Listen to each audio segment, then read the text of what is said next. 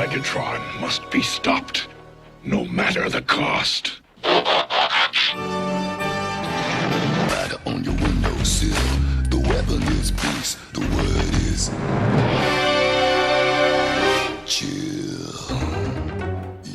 Hello, Marvel Legends, and welcome to another episode of Displaying Model Behaviour. Do you like my new t-shirt? Kill your heroes, be gay, do crime. What better advice is there? Model Behaviour does not in any way endorse the killing of heroes or doing of crime. Being gay, however, is totally fine. You go ahead and be as gay as you like. You do you, honey. So, here today, we've got arguably the greatest action figure ever made. Like, it's here, official, alright? So, there you go. You can stop looking because I've found it. The most subjective thing in the world. But I'm saying this as fact because it's my channel. Folks, this is the MAS-01 Optimus Prime, and let's not beat around the bush because he's too beautiful to not have on screen. Look at this guy. Insane. Just bonkers.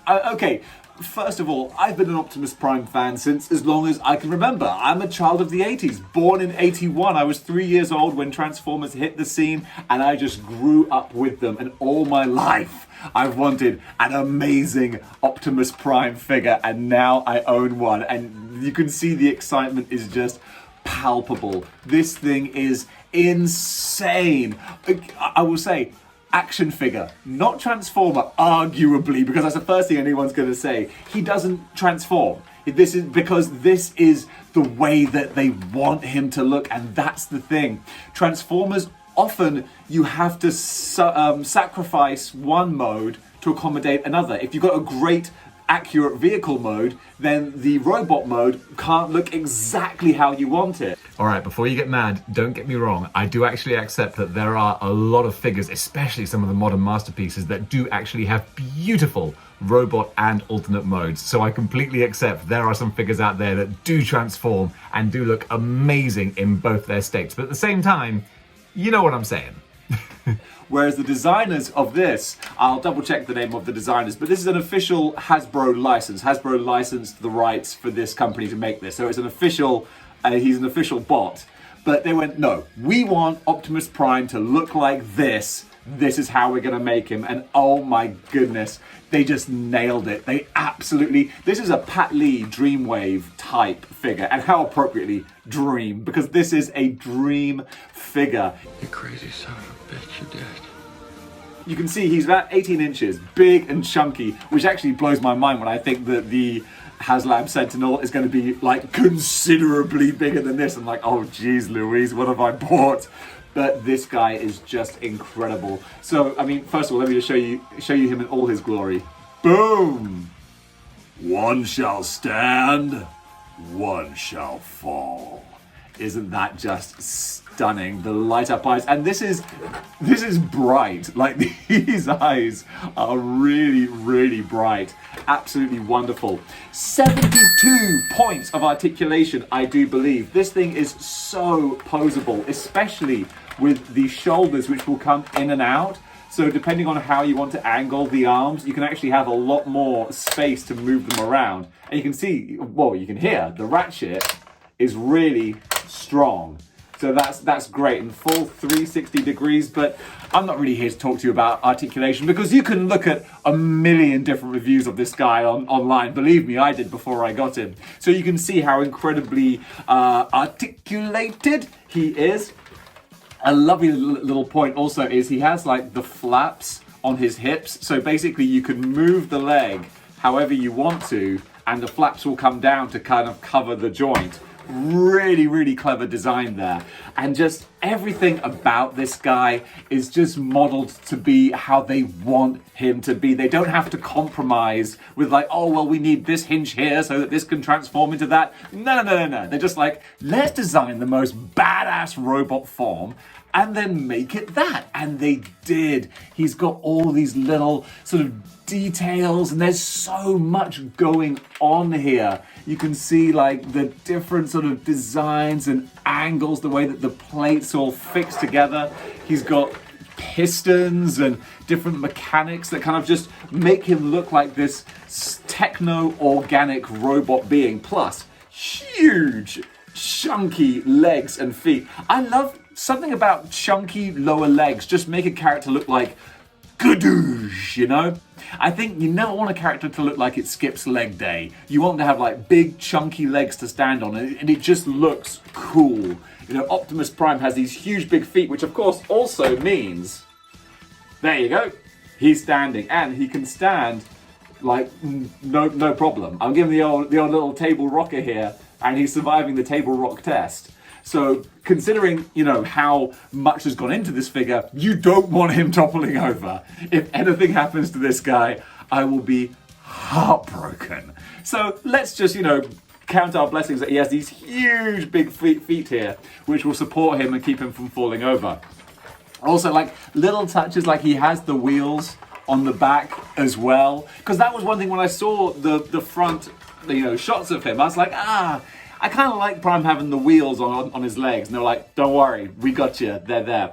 But yeah, he's so poseable. You can have him in the classic superhero landing type pose. The only thing I would say is the gun, his rifle, is so heavy that it can sort of weigh his forearm down sometimes. If you want him sort of posing like this, eventually it might, it might kind of go down because the gun itself is so heavy. But I kind of have him like this kind of look. That works perfectly. Now, of course, the only sort of downside, well, actually no, I'm not going to be, gotta be fair. The main downside, of course, is just the size, but that's also what you're paying for. So if you don't have the space to actually, you know, contain this guy, then that's going to be a difficulty. But if you're accepting the size of him, I mean, that's why I got him for a really good price. Was a guy was selling online and he was like, I love him, I just don't have the room for him. It's like, don't worry, I do. So yeah, there's the size. And also, because he's made of such kind of just, there's just so much plastic in him that sometimes like you'll see little bits and you feel like it just feels more plastic. It feels kind of like toy-ish as opposed to statue-esque. But again, like if this thing was made out of like Hot Toys metal or die cast, holy moly, I wouldn't own him. Because he would cost like £2,000 or something insane. And he would weigh a ton. So he's made out of material that allows you to have this incredible sculpting and articulation without absolutely breaking the bank. So no, he's just wonderful. And you know, it's really hard to articulate why I feel such a strong connection to the character of Optimus Prime, or why, to be honest, I got some hero worship to the character, really, I think. He was certainly the first primary quintessential good guy that I was introduced to as a character. And then as time went by, I could see how his character was actually portrayed not as this squeaky clean goody two-shoes, but as a flawed character desperately trying to do his best in an almost impossible situation. In this eternal war, he's trying to keep the Autobots alive and existing. And in that, he makes some really tough decisions. I love the fact that in a lot of kids' cartoons, you can never acknowledge death or killing. But with Optimus Prime, he did what had to be done. One of my favorite little parts from Transformers the movie is when he's bringing in the reinforcements to the Battle at Autobot City, and Devastator is just wrecking shop on the Decepticon side. And he makes a clear order to the Dinobots. Dinobots, destroy Devastator! In that little line, that made a clear sort of emphasis that this is a war and Optimus Prime is willing to kill the enemy. It wasn't some wishy-washy, Dinobots, protect Autobot City, or Dinobots, stop Devastator. No, it was straight up, this guy is an enemy combatant who's killing our guys, kill him. That's what a real leader does. That's what makes the character so relatable and layered. And then on top of that, he's not afraid to do everything that he commands of his troops. So when he comes down to join the fight, he throws everything into it. And also, as you see in the movie, he is a beast on the battlefield. But I also love the dynamic that even though sometimes in the TV show, he'll be portrayed as the heroic good guy who will always beat Megatron. Actually, in media, it's pretty well established that Megatron is the stronger fighter and is the more dominant machine. So when Prime steps up to him, he really is, taking that chance that he's gonna get killed.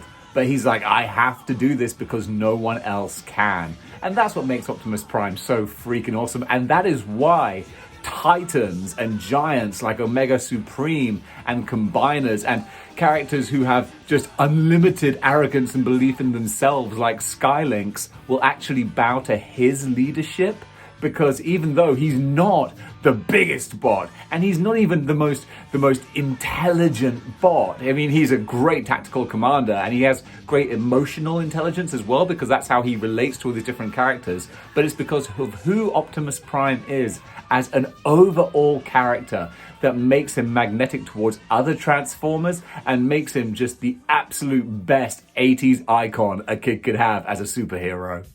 One of the reasons why I just grew up loving Optimus Prime so much, more so than, say, He-Man or Lion-O or anything, is because he is just the absolute consummate, quintessential hero. Even his voice is like, Peter Cullen modeled the voice kind of after John Wayne. It's the real, get off your horse and drink your milk, partner. It's, one shall stand, one shall fall. Actually, it turns out that Peter Cullen based his Optimus Prime voice off of his brother, who was a Marine, a guy called Larry Cullen, who clearly he held in very high regard and esteem, which is kind of lovely. And I learned that fact from watching The Basics on Optimus Prime, easy for me to say, by a guy called Chris McFeely, amazing YouTube creator that puts my stuff to shame. So I'm about to contain a clip from one of his programs about Optimus Prime where he showcases an interview by Peter Cullen. But yeah, if you're a Transformers fan, go check out The Basics series by Chris McFeely. Brilliant stuff. The way he talked, there was a gentle and a smoothness to it. And he said, well, if you're going to be a hero, Peter, be a real hero. We must have courage, Huffer. We can't ignore the danger. We must conquer it. Don't be one of those pretend Hollywood heroes. If you're going to be a hero, Peter, remember, be strong enough to be gentle.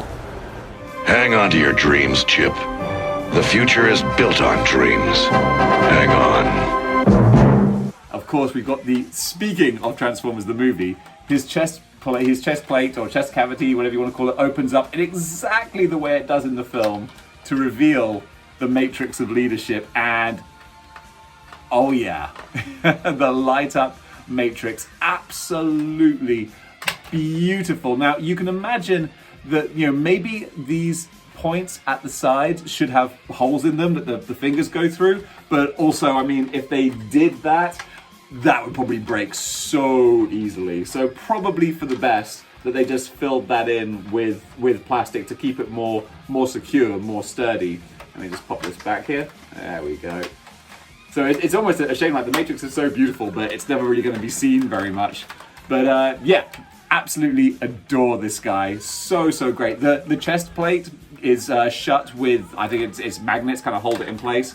As you can see, each of the fingers here are articulated. This is just gorgeous. And not only that, he's got friends. We got Megatron coming as well. Like two gigantic bookends. These guys are just incredible, crazy, so beautiful. I love it. So folks, thank you for watching. This is my new favorite action figure of all time until the next one. But folks, this is just, if you have the shekels, if you have the space and you love Transformers, this is like the best, in my opinion, you can get. Okay, the big proviso, he doesn't transform. If you want your Transformers to transform, because that's like, but to be honest, like anyone who sees this and goes like, it's not a Transformer, it doesn't transform. That's like someone seeing wrestling and going, oh, you do know it's fake, don't you? It's like, yeah, that's not why I watch it. I didn't buy this guy because he transforms. I bought him because he doesn't transform and therefore can look like this. So yeah, I adore this guy so much, and I highly recommend him to anyone who might be considering him. So until next time, folks, keep displaying model behavior, and also, freedom is the right of all sentient beings. And also, transform and roll. I could do this all day.